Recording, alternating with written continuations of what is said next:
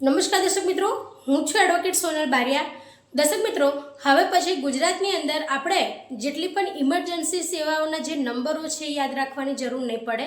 દર્શક મિત્રો, બધી જ ઇમરજન્સી સેવાઓ માટે માત્ર હવે 112 નંબર જ યાદ રાખવાનો રહેશે।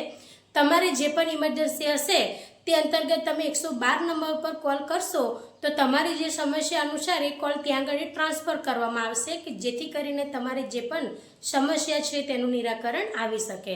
એટલે દર્શક મિત્રો, હવે પછી આપણે પોલીસ માટે, એમ્બ્યુલન્સ માટે કે પછી બીજી મહિલા helpline number, children helpline number, આ બધા અલગ અલગ જે નંબરોને યાદ રાખવા પડતા હતા એ હવે પછી યાદ રાખવા નહીં પડે।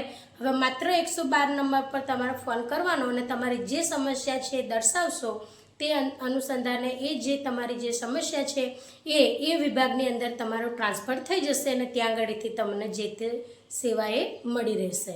તો દર્શક મિત્રો, આજના માટે આટલું જ। જય હિન્દ, જય ભારત।